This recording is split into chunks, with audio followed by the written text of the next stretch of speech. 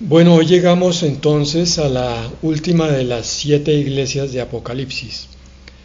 Yo espero de todo corazón que los que habían oído alguna enseñanza de Apocalipsis continuada, hoy estén recordando cuán útil, bendecido y rico en significado es este libro de Apocalipsis.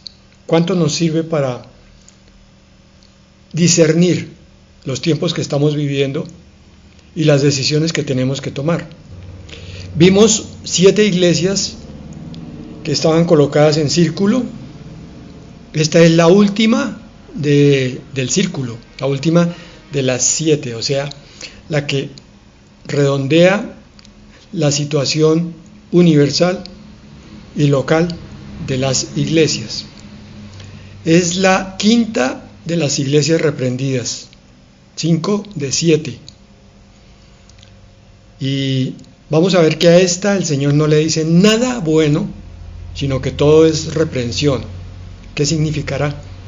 Porque hablábamos de la iglesia que estaba muerta como una de las más críticas de todas las 5, pero yo creo que la Odisea no se le queda muy atrás, que digamos, en cuanto a puntos negativos. La iglesia de la Odisea corresponde a una iglesia local de hace 2000 años, allá en Asia Menor, que estaba en mal estado espiritual, y de ella se hace alusión en varias partes de la palabra del Señor. Varias de las epístolas de Pablo nombran a la Odisea. Si no estoy mal, son 2 o 3 referencias que se hace, y siempre es una referencia negativa. La iglesia de la Odisea, por otro lado, como vimos los 4 puntos, el segundo corresponde a un periodo histórico malo espiritualmente, que es el tiempo del fin. Este tiempo, como es la última de las iglesias, por consiguiente es el último de los periodos históricos. También corresponde al perfil de varias iglesias locales actuales. Ese era el tercer punto por el cual leíamos las cartas a las iglesias. La iglesia de Filadelfia no se retrata al 100% en ninguna iglesia local de hoy, pero muchas iglesias o varias pueden tener características en mayor o menor grado como la de la de la Odisea. Y por último, la iglesia de la Odisea corresponde al perfil de muchos congregantes actuales. ¿Qué le dice el Señor a la Odisea? Apocalipsis 3:14. Escribe al ángel de la iglesia en la Odisea. Así dice el Amén, el testigo fiel y verdadero, el principio de la creación de Dios. Él se presenta como el que da testimonio verdadero de Dios, el testigo fiel. Se le está presentando a una iglesia porque le está diciendo: yo soy el que da el testimonio perfecto, completo. ¿Ustedes están haciendo lo mismo? Y quien está antes que todo lo creado, porque es el creador, le está diciendo a la iglesia: iglesia, ¿estás segura que tú me tienes a mí antes que a todas las otras cosas del mundo y de lo sobrenatural? Porque yo soy el primero, yo soy el verdadero, el principio de la creación de Dios. Ya recordamos que cuando el Señor dirige estas palabras en saludo de inicio, es porque la iglesia o va a estar muy fuerte en ciertos aspectos que corroboran lo que el Señor se presenta, o van a estar demasiado débiles, al contrario, en eso para lo cual el Señor se está mostrando.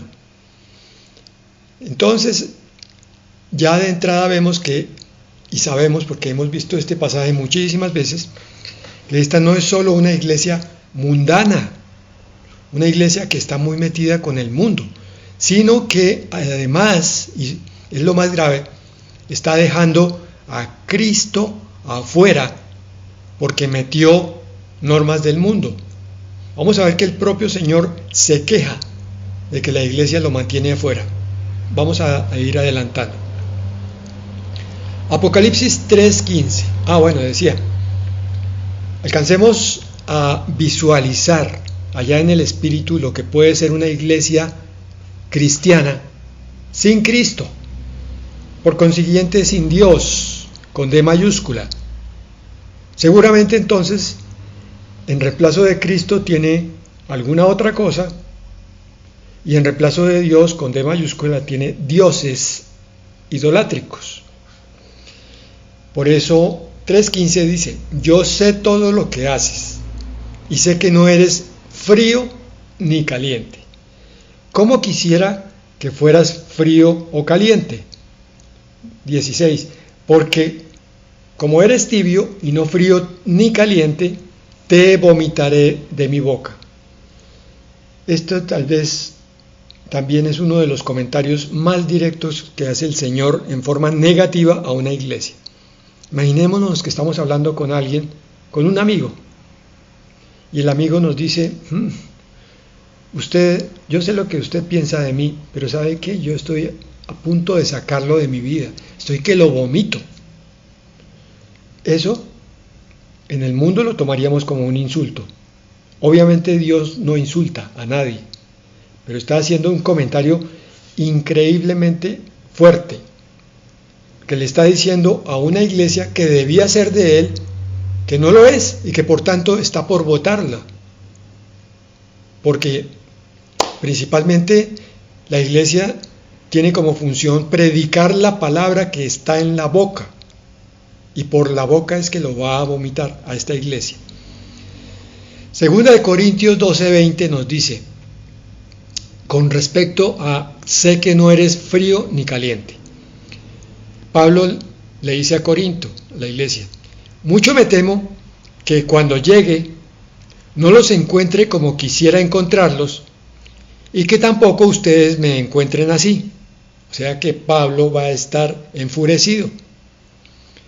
Quitemos el nombre de Pablo y pongamos el de Jesucristo.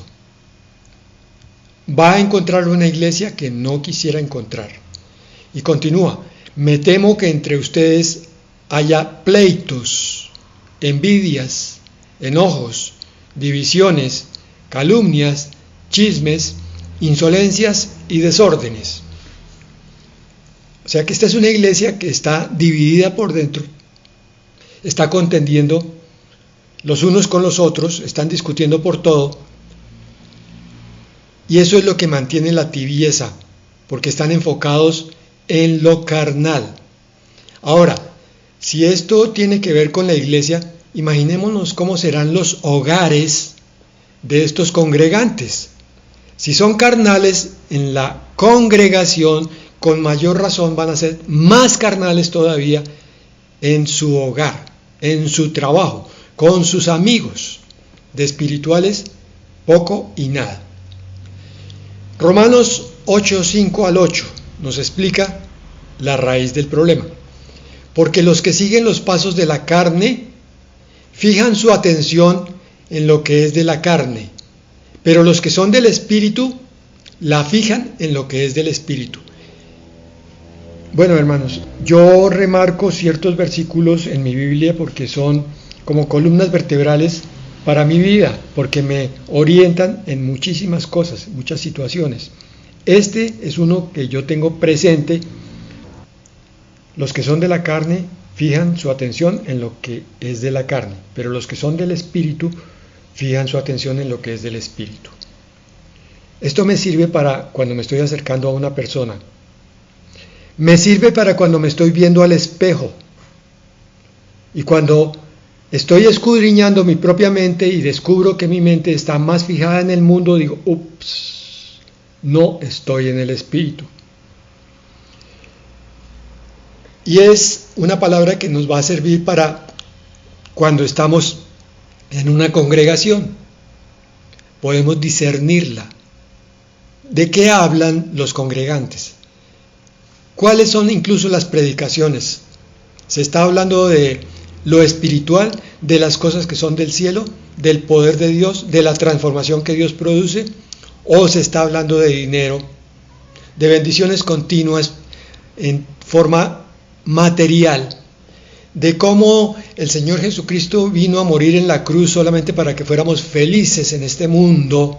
Estoy poniendo eso entre comillas, ojo, porque eso no está en ninguna parte de la Biblia.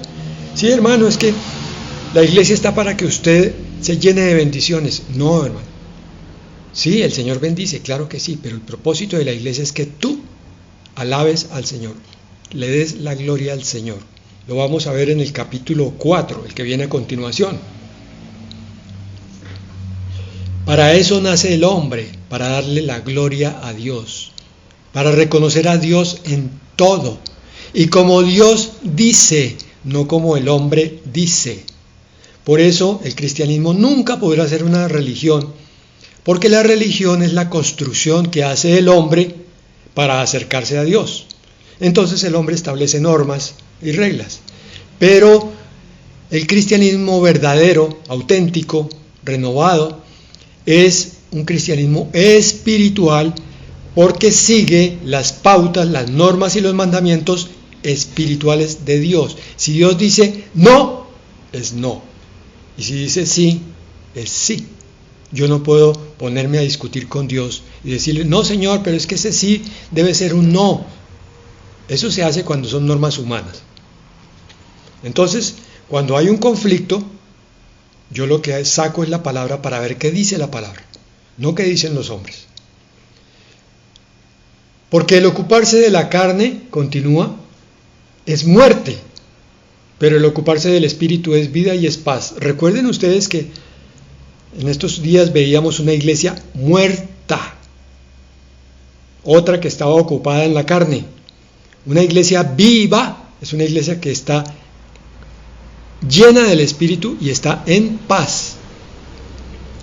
Las intenciones de la carne llevan a la enemistad contra Dios, no importa lo que diga el hombre. El hombre puede decir, hoy cometí 12 pecados, 15. Bueno, seamos sinceros, 20 pecados, pero yo estoy bien con Dios, porque sé que Dios es amor, Dios perdona. Sí, hermanos, Dios perdona si yo voy a confesar mi pecado con arrepentimiento y digo, Señor, no quiero pecar más estos 20 pecados, perdónamelos todos. Inmediatamente quedo yo reconciliado y en paz con Dios. Pero si mañana aparece otra vez 1, 2, 10 o quizás todos los 20 pecados, entonces algo está pasando muy grave. Dice, las intenciones de la carne llevan a la enemistad contra Dios porque no se sujetan a la ley de Dios. ¿Qué? Las intenciones de la carne que llevan a enemistad contra Dios. No importa lo que diga el hombre, Dios está enemistado con los carnales. No se sujetan a la ley de Dios, ni tampoco pueden. En la carne no se puede obedecer a Dios. En la carne no se puede tener una iglesia legítima, espiritual. Además, continúa versículo 8, los que viven según la carne no pueden agradar a Dios. Muy clarito, la palabra lo dice. El cristiano que está en una iglesia con una magnífica Biblia, quizás bajo el brazo del pastor, quizás bautizando a muchos recién llegados, quizás teniendo una célula bajo su cuidado, pero está en pecado, no puede agradar a Dios. Lo mismo pasaría si estuviera en el ministerio de alabanza, si fuera uno de los ancianos, si fuera el propio pastor. Si está viviendo según la carne, o sea, cometiendo pecados, no puede agradar a Dios. Esto es radical, hermanos. Es que Dios es radical, ¿qué hacemos? Poco más y hay una blasfemia, van a decir que Dios es fanático o que Dios es legalista. Es que Dios es el que establece cuáles son las normas y las pautas, y Él es el que las extiende a través de la Escritura para que nosotros como ministros, que tenemos que dar un día cuentas de las cosas que hicimos o no hicimos para Dios, llevemos esa ley, ese mandamiento, esa palabra a Dios. O en su defecto, decirle, hermano, el Espíritu Santo es el que lo puede a usted llenar de tal manera que usted va a terminar cumpliendo con toda ley. Pero para eso se necesita salir de la carne, hermano. métase en el espíritu y verá cómo va a haber milagro en su vida y cómo esos pecados que tanto lo apasionan y que no puede abandonar van a ser erradicados por el poder del Espíritu Santo. Apocalipsis 3:17. Tú dices, oigan bien, lo grave es cuando uno dice. Cuando yo como cristiano digo, yo soy así, así, asá, como cristiano, grave. Porque a mí el único que me puede calificar es Dios. Tú dices, yo soy rico, he llegado a tener muchas riquezas, es una iglesia que tenía muchas cosas, no carezco de nada, pero, dice el Señor, no sabes que eres un desventurado, un miserable, que estás pobre, ciego y desnudo. En resumen, la iglesia dice, nosotros tenemos todo lo mejor aquí. Y Dios le dice, nada que ver. Ustedes son desventurados, miserables, pobres, ciegos y desnudos.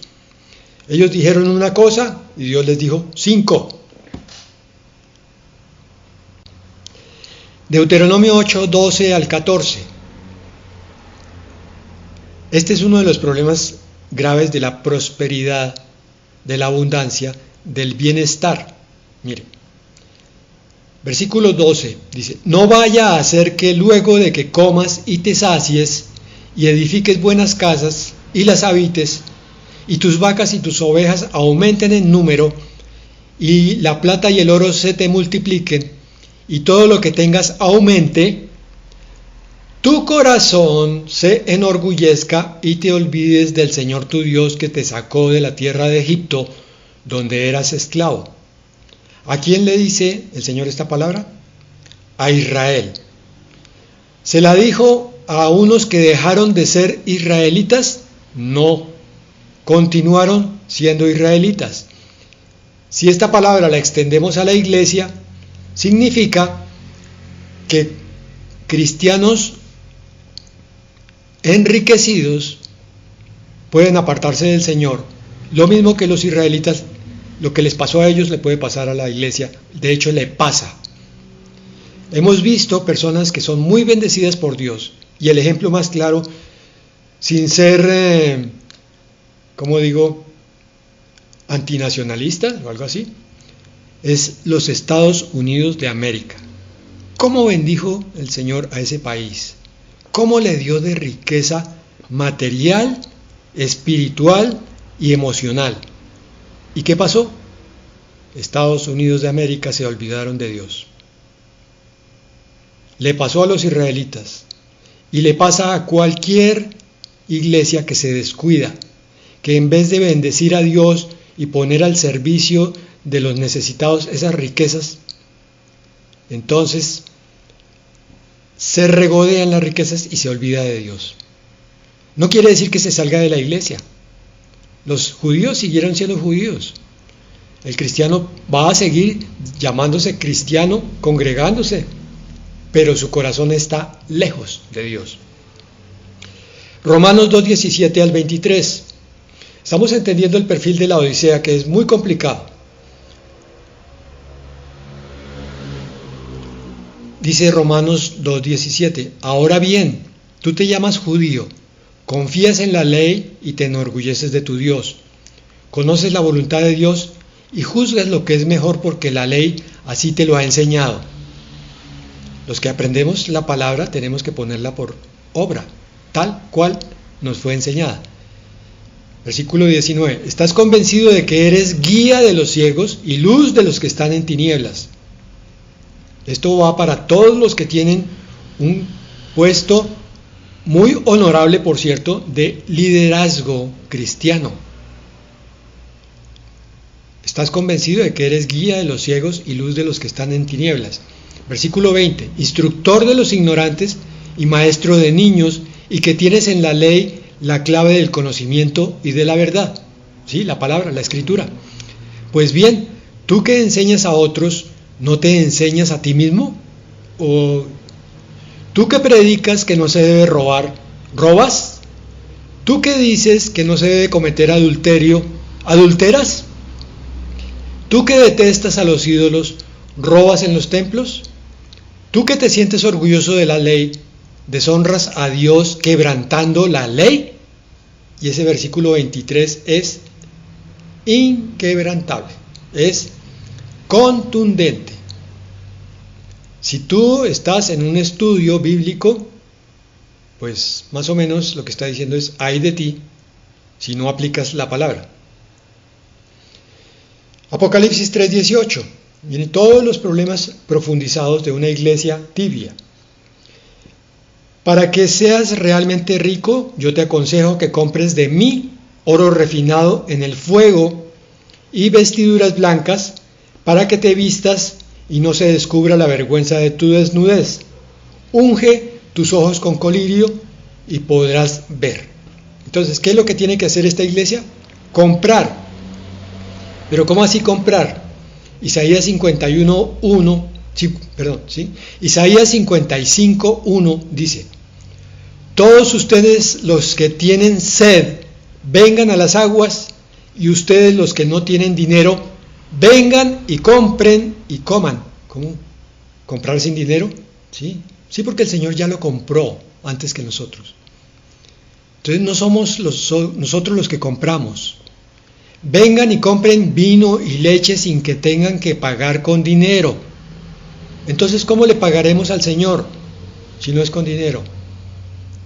Pues con nuestra eterna gratitud, reconocimiento, alabanza y humillación, por consiguiente obediencia. ¿Qué es lo que el Señor le dice que compre a la iglesia de la Odisea? Son 3 cosas.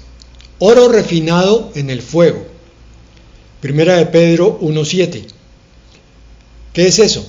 Pero cuando la fe de ustedes sea puesta a prueba, por eso son las pruebas tuyas, hermano, como el oro habrá de manifestarse en alabanza, gloria y honra el día que Jesucristo se revele. Es para el arrebatamiento, para la venida del Señor, que muchas pruebas están ocurriendo en tu vida, para que ese día levantes tu cabeza sin vergüenza. El oro es perecedero, continúa Primera de Pedro 1:7, y sin embargo se prueba en el fuego. Y la fe de ustedes es mucho más preciosa que el oro, por tanto también va a ser probada por el fuego de prueba. Es necesario que entremos al cielo a través de muchas tribulaciones. Hermanos, es que la forma más fácil de tener una iglesia grande es no predicarles de nada que los castigue o los acuse o los haga parecer pecadores, sino decirles: el Señor los bendice, hermanos, el Señor les trae muchas cosas buenas, el Señor los está esperando en el cielo, el Señor va a hacer todo por ustedes, el Señor. Y ustedes pues aprovechen el viajecito hasta acá para que además sean prósperos en esta vida, sean ricos, sean sanados de todo, y entonces van a pasar un tiempo delicioso en la tierra y después van a llegar al cielo. Y mentira sobre mentira, porque la verdadera vida cristiana es la vida de Cristo, y nosotros tenemos que vivir la misma vida de Cristo, o sea, pasar por tribulaciones. Y eso no se predica en una iglesia que está explotando como maíz pira. Allá no se dice nada negativo para que la gente no se vaya.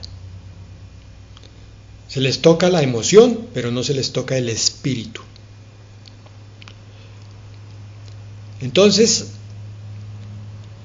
iglesia, sea la de la derecha, la de la izquierda, frente o atrás, iglesia, vas a tener que aprender a ser fuerte en la prueba. Lo oíste, iglesia, y si alguien se quiere ir, pues que se vaya, porque entonces no es de esta iglesia.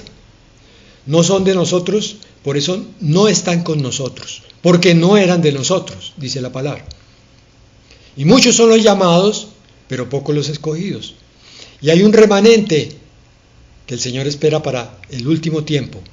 Entonces, yo no entiendo ese afán de tener iglesias de multitudes mediocres, cuando el Señor llama a pequeños grupos selectos, excelentes, apasionados por Dios, entregados a Él, comprometidos en la lucha con el pecado y en la batalla por la santidad. Por eso le dijo: oro refinado en el fuego. Ahora le dice, vestiduras blancas, para que no se descubra la vergüenza de tu desnudez. Apocalipsis 19:8. ¿Qué es eso de la vestidura blanca? Pues ni más ni menos que lo que se le da a la esposa. Apocalipsis 19:8. Se le ha concedido vestirse de lino fino, limpio y refulgente. Y es que el lino fino simboliza las acciones justas de los santos. La vestidura blanca está conformada por acciones correctas, justas, de acuerdo a lo que dice la palabra, todas, sin faltar. Por tanto, el pecado erradicado. ¿De quiénes? De los santos. Y santos no son los carnales. Y él le dijo además, unge tus ojos con colirio para que veas, iglesia, porque no estás viendo. Espiritualmente no ves. Primera de Juan 2:20 dice, pero ustedes tienen la unción del Santo y conocen todas las cosas. La visión espiritual es el mismo Espíritu Santo que está en tu corazón, del cual tú eres templo, y es el que habla a tu corazón a través de la conciencia y a través de su voz apacible y te dice, no, eso no, porque está mal. O sí, eso sí, es lo que Dios quiere. La voz del Espíritu Santo solo la oyen los espirituales. Los carnales no la oyen, no la pueden oír. Es una voz tan apacible, tan dulce, tan queda, tan quieta, que solamente en el reposo y en la quietud, en la santidad, es donde se puede oír cuando Dios está hablando. Bueno, tremendo, terrible. La iglesia bíblica de la Odisea, si existiera hoy en día, probablemente se caracterizaría por lo siguiente. Primero, actitud tibia, ya lo vimos arriba. La iglesia sería indiferente en su fe, ni apasionada por Dios, ni completamente alejada de Él. ¿Les suena eso conocido? Se conformaría con una religiosidad superficial sin un compromiso real con Cristo. ¿Qué es un compromiso real con Cristo? Ya lo dijimos. Luchar contra el pecado, permitir la santidad y trabajar para las cosas del Señor. Tendría una actitud permisiva ante el pecado propio y ajeno, alegando que Dios es amor. La iglesia de la Odisea, que es la que mejor describe las iglesias actuales en un porcentaje importante. En este tiempo hay muchísimas iglesias de la Odisea, algunas iglesias de Filadelfia, otras están como Sardis o como Tiatira o como Pérgamo, y hay otras sufridas como Esmirna, me faltó una por allí.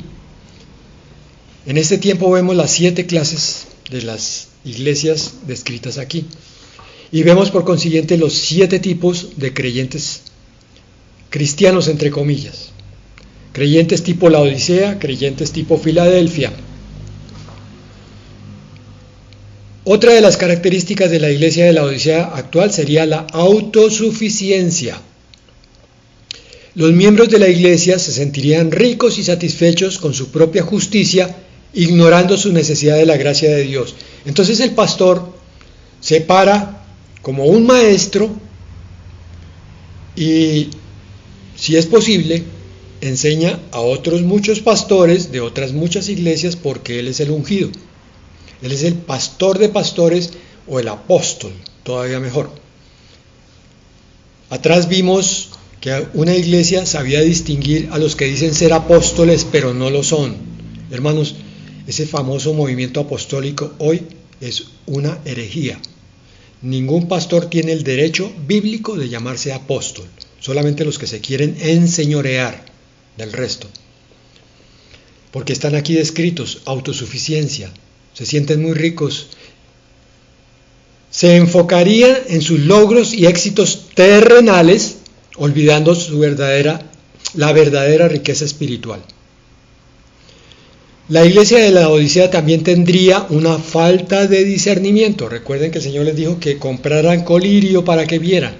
La iglesia sería vulnerable a las falsas doctrinas, claro, como no ve, a los pecados, como no ve o no quiere ver, y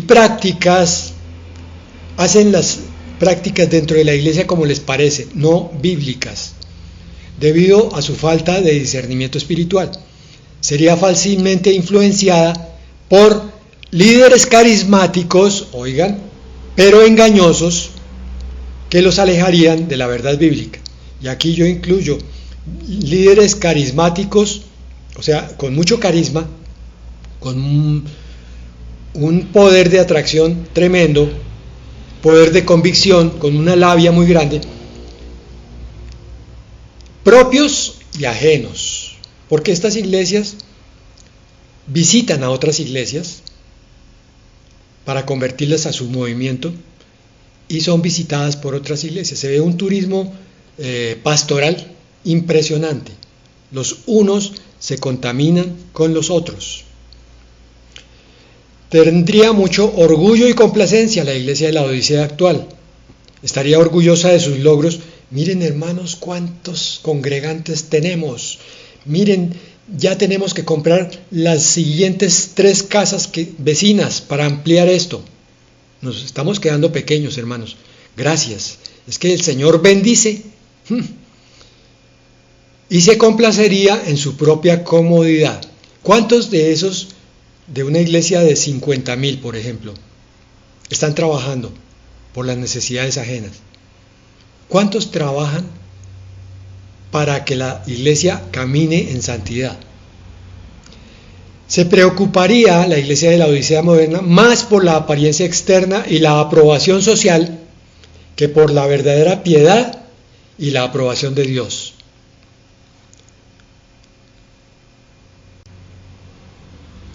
Ceguera espiritual. La iglesia no discerniría su verdadera condición espiritual. Esta se cree la mejor de todas. Sería ciega a sus propios defectos y a la necesidad de arrepentimiento y transformación. Pero pastor, ¿usted no está hablando de lo mismo? Ahí está criticando a las otras iglesias. Sí, hermanos, parece que estuviera criticando y de pronto lo estoy haciendo y si es así estoy pidiendo perdón. Pero yo estoy procurando aquí delante de Dios que mi santidad no disminuya sino aumente. Y si una predicación como esta me está disminuyendo la santidad, inmediatamente voy a anularla. Pero si está buscando mi propia santidad, la de un grupo y la de muchas más iglesias, entonces estamos en otra onda diferente, como se diría hoy.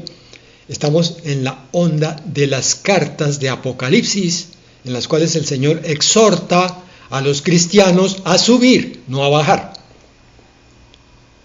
Por tanto, yo empecé estas cartas diciendo que requeríamos completa humildad, porque aunque veamos una iglesia al lado nuestro con las características aquí descritas, hermanos, por ninguna razón vayan a mirarla por encima del hombro. Ojo, porque acarrearían maldición para ustedes, porque mal que bien el Señor permite estas iglesias, porque Él tiene un propósito, porque el pastor, aunque esté equivocado, quizás sea un verdadero siervo del Señor, y porque el Señor en su propósito quiere traerlo al camino verdadero dentro de un par de meses o un par de años. Entonces, no somos quienes para juzgar, simplemente si vemos algo que no se está debiendo hacer en otra parte, no lo hagamos nosotros. Manifestaciones de la Odisea en la actualidad. Cristianismo light, una versión superficial de la fe que busca la comodidad y evita el sacrificio.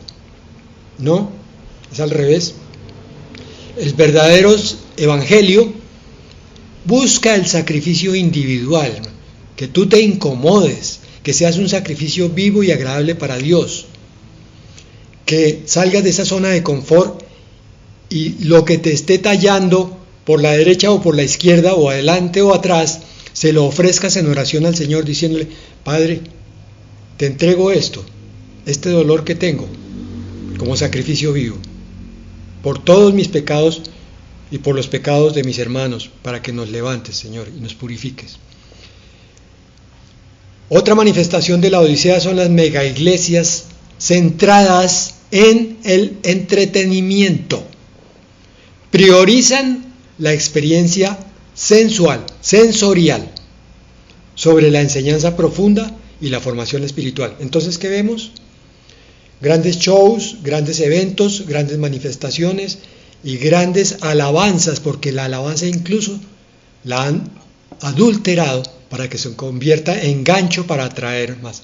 No, hermano, usted no ponga esa alabanza porque es muy fuerte y de pronto los jóvenes se nos van de la iglesia. No, tenemos que traer jóvenes, acuérdese, estamos evangelizando para que esto crezca. El propósito parece muy bueno, pero no lo es, porque se está vendiendo a Cristo, se está comerciando con Cristo. De Cristo no hablemos mucho, hablemos más bien de las cosas buenas. Prosperidad económica como medida de éxito. Otra manifestación de la Odisea. Se asocia la bendición divina con la riqueza material. Y sí es cierto, hasta cierta medida. Pero la principal bendición divina es la espiritual, en primer lugar. Después viene la emocional, en segundo lugar. Y en últimos queda la material. Falta de compromiso social, otra manifestación de la Odisea. Indiferencia hacia las necesidades de la comunidad y los problemas de la justicia social. Se enfocan solamente en crecer y crecer y crecer. Y por último, falta de santidad, tal vez la más crítica. Falsa creencia de que el cristiano salvado no necesita santificarse. Eso es otra herejía. Hermanos, después de la salvación viene la santificación como consecuencia necesaria y obligatoria de esa salvación. Si tú recibiste un día a Cristo como Salvador, debes crecer en la santidad. Tú no puedes ser el mismo cristiano de hace 5 o 10 años, con los mismos pecados. Tienes que haber limpiado todos ellos. Tienes que haber crecido en entendimiento espiritual. Volvamos a Apocalipsis 3:19. Oigan esto. Para los que dicen que Cristo es solo amor. A todos los que amo, sí, los ama, yo los reprendo y los castigo. Así que muestra tu fervor y arrepiéntete. Parece que a veces no se conoce mucho este pasaje de Hebreos 12, 5 al 8, que es el que nos muestra cómo es que el Señor reprende y castiga. Hebreos 12, 5 al 8. Y ya han olvidado la exhortación que como a hijos se les dirige. Hijo mío, no menosprecies la disciplina del Señor, ni te desanimes cuando te reprenda. Porque el Señor disciplina al que ama y azota a todo el que recibe como hijo. Y si ustedes soportan la disciplina, Dios los trata como a hijos. ¿Acaso hay algún hijo a quien su padre no discipline? Pero si a ustedes se les deja sin la disciplina que todo el mundo recibe, entonces ya no son hijos legítimos, sino ilegítimos. Conclusión: si a un cristiano le está yendo muy pero muy bien, es que no es hijo de Dios, sencillo. No es cristiano, como decía. Porque aquí está hablando de que el hijo legítimo siempre va a ser disciplinado por el Padre Celestial. ¿Con qué propósito? Con el propósito de no ser juzgado arriba en juicio con el diablo. Entonces, para sacar el pecado que llevamos en la carne, recibimos disciplina. Y para fortalecernos en nuestras virtudes, recibimos disciplina. Apocalipsis 3:20. Mira, yo estoy a la puerta y llamo. Si alguno oye mi voz y abre la puerta, yo entraré en su casa y cenaré con él y él cenará conmigo.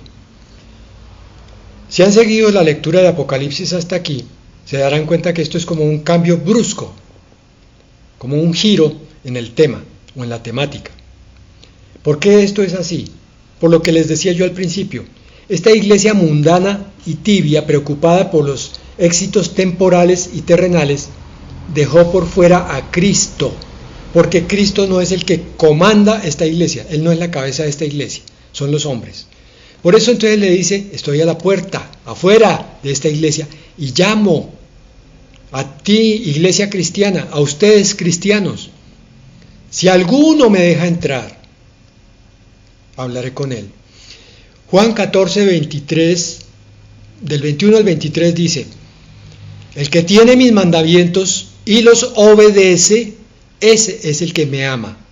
Y el que me ama será amado por mi Padre, y yo le amaré y me manifestaré a él. ¿Qué es esto? Obediencia. Entonces, cuando ustedes quieran saber qué clase de cristiano tienen al frente, sobre todo si se están mirando al espejo, lo primero que deben mirar es la obediencia. Ese cristiano vecino o del espejo es obediente en todo al Señor. Versículo 22. Judas, no el Iscariote, le dijo, Señor, ¿cómo es que te manifestarás a nosotros y no al mundo? Jesús le respondió, el que me ama obedecerá a mi palabra y mi Padre lo amará y vendremos a él y con él nos quedaremos a vivir. Esta iglesia no tenía la presencia de Cristo, ni la iglesia tenía la presencia de Dios, porque si no está Cristo, no está el Padre. Es un remedo de congregación cristiana. Por más de que tenga 5,000 congregantes, por más de que tenga 30 años de antigüedad o 50, nada la avala, excepto la obediencia a lo que Dios dice. O sea, ¿la obediencia a qué? A toda la Escritura. El que me ama, dice, obedecerá mi palabra, y mi Padre lo amará, y vendremos a él, y haremos morada con él, dice la Reina Valera del 60, o sea, nos manifestaremos a él. Este es un cristiano que está lleno del Espíritu y que siente la presencia del Señor. El Señor le habla, el Señor lo gobierna, lo dirige, lo sana, lo levanta, lo fortalece. Esa es la verdadera vida cristiana. Esta iglesia no tiene nada de eso. Es un remedio de apariencia, de forma externa, pero sin nada interno. Apocalipsis 3:21. Al que salga vencedor, le concederé el derecho de sentarse a mi lado en mi trono, así como yo he vencido y me he sentado al lado de mi Padre en su trono. Esta palabra se la dice el Señor a esta iglesia porque hay otro trono diferente, puesto quién sabe a quién. Es probable que al pastor, está endiosado el pastor, es probable que al dinero, o a las comodidades, o a los números. Entonces hay idolatría de números. ¿Cuántos somos en la iglesia de este día? Postrémonos ante los números que crecen. Con respecto al que salga vencedor, 1 de Juan 5:4. Oigan esto, porque todo el que ha nacido de Dios vence al mundo. No hay pecado que se resista ante alguien que es nacido de nuevo, porque es Cristo en él el que va a doblegar ese pecado. Y esta es la victoria que ha vencido al mundo, nuestra fe. Esta es una iglesia que no tiene mucha fe. Cuando llega la dificultad, todo el mundo sale corriendo, porque no conocen al Dios de poder. Y con respecto al derecho a sentarse a mi lado en mi trono, pongan su atención por favor en el siguiente pasaje, Mateo 19:28. Jesús le dijo, ¿a quiénes? A los discípulos, les dijo, de cierto les digo, que cuando todo sea hecho nuevo, después de la gran tribulación, entre paréntesis, y el Hijo del Hombre ocupe el trono de su gloria, el reino milenial, también ustedes, los que me han seguido, muy claro lo dice ahí, ocuparán 12 tronos para juzgar a las 12 tribus de Israel. Volvemos al punto álgido de eso, que ya espero que no ocasione malestar en ninguno. Todo creyente está llamado a reinar y a gobernar. Y terminamos con Apocalipsis 3:22. El que tenga oídos, que oiga lo que el Espíritu dice a las iglesias. Segunda de Crónicas 15:2. Y este salió al encuentro de Asa y le dijo: escúchenme ustedes, Asa y todo Judá y Benjamín. Bueno, oigan esto. El Señor estará con ustedes si ustedes están con Él. Si lo buscan, lo hallarán. Pero si lo dejan, también Él los dejará. Por eso es que Cristo está por fuera de esta iglesia. ¿Cuál es el propósito final de la iglesia? No es el de que aprendamos a través de ella y a través de la palabra a relacionarnos directa e íntimamente con nuestro Señor y Dueño. ¿No es el propósito de la iglesia que conozcamos más de Dios y de su palabra? Porque el propósito de la iglesia no es reunir gente sentada en bancas que se ufanen de que son muchas o pocas y que no saben para qué están ahí. Toda la palabra del Señor hasta el momento en Apocalipsis, desde el capítulo 1, la glorificación de Cristo, o el Cristo glorificado, como prefieran. Y cada carta a cada iglesia nos está recordando que el Señor te está hablando a ti y a mí, diciéndonos simplemente esto: hijo, yo quiero tu corazón.